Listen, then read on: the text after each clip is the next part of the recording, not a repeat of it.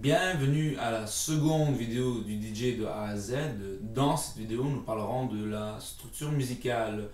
Nous parlerons donc des éléments essentiels à la chanson, des éléments qui ne sont pas essentiels à la chanson et de la structure en petites sections de chaque chanson. Les DJ professionnels d'aujourd'hui ont entre 10 000 et 40 000 chansons dans leur bibliothèque de musique accumulées au fur des années. C'est énorme. Alors il faut très bien s'organiser de un, et il faut aussi bien connaître ses chansons dans sa bibliothèque pour pouvoir ensuite les sélectionner et les mixer rapidement devant un public. Alors la plupart des chansons sont structurées par section. Il faut donc bien connaître la structure musicale d'une chanson. Ces sections sont souvent répétitives, elles peuvent être essentielles ou non essentielles et elles peuvent largement varier selon le genre de la chanson, le type de la chanson, l'artiste et la chanson elle-même. Alors un exemple d'une chanson populaire pourrait être à peu près da capo, introduction, vers, pré-refrain, refrain, vers, pré-refrain, refrain, pont, vers, refrain et coda sortie. L'introduction da capo est une section unique présente au tout début d'une chanson. Tout comme la sortie, elle n'est utilisée qu'une seule fois dans la chanson et elle n'est pas essentielle. On voit ce phénomène souvent dans les versions radio de certaines chansons. Par exemple, sur une émission radio, une chanson commencerait immédiatement avec le pré-refrain plutôt que d'abord son introduction. L'introduction est une section unique qui sert à déterminer l'accord tonique d'une chanson, c'est-à-dire sa tonalité plus tard, et elle permet de créer un suspense chez l'auditoire qui s'attend au prochain élément, qui s'attend au pré-refrain de la chanson. L'introduction peut être basée sur un instrument qui va être joué plus tard dans la chanson. Alors ça pourrait être quelques mesures de piano si la chanson aurait du piano plus loin, ou ça peut être très simplement de la percussion pendant quelques mesures. La musique populaire d'aujourd'hui est fondée sur le vers et le refrain. Les deux sont des éléments essentiels à la chanson. Le vers est la section principale de la chanson.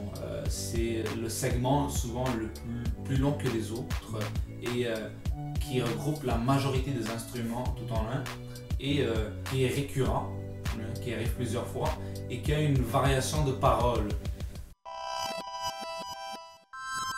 Le pré-refrain est une section facultative qui annonce le refrain. Elle porte aussi le nom de build en anglais ou de transitional bridge. Le pré-refrain est une courte section harmonique, souvent d'un volume un peu plus bas, qui a pour fonction de connecter le refrain à n'importe quelle autre section dans la chanson. Dans la musique électronique, le pré-refrain peut être divisé en deux catégories. Le breakdown, qui permet de relâcher la tension accumulée pendant l'introduction, et le build-up, qui permet de créer une nouvelle tension juste avant le refrain. Le refrain, lui, est l'élément de la chanson qui répète exactement à la fois la même séquence musicale et les paroles. Le refrain est presque toujours d'une plus importante intensité émotive, émotionnelle que le vers. C'est le segment qui est d'ailleurs le plus mémorable de la chanson, puisqu'il contient le message principal de cette chanson. Le refrain contient souvent le hook en anglais, une courte mélodie ou quelques paroles d'une chanson qui captive l'attention de l'auditeur. Le pont est une partie de la chanson qui est significativement différente du reste de la pièce. Elle marque souvent le milieu de la pièce et permet de faire une transition entre le début de la pièce et la fin de la pièce. Généralement, suite au pont, il y a souvent au moins un refrain, puis la chanson se termine avec la sortie. La sortie permet de relâcher la tension accumulée pendant toute la chanson. Toutes ces sections sont composées d'une unité de mesure de temps, la mesure. Plus précisément, dans la musique électronique, la mesure à 4 temps. Elle permet de mesurer 4 temps réguliers d'un instrument quelconque. Alors ça pourrait être une percussion qui compte 4 coups, 1, 2, 3, 4, et qui peut être très rapide ou très lente. Ainsi, il y a une notion de vitesse ou de tempo pour chaque pièce. Souvent, la musique électronique a un instrument qui est dédié au calcul du tempo. Il y aura souvent une cymbale ou une percussion de basse ou un instrument quelconque qui donnerait des coups réguliers et qui permet de situer à peu près où est-ce qu'on se situe dans une chanson.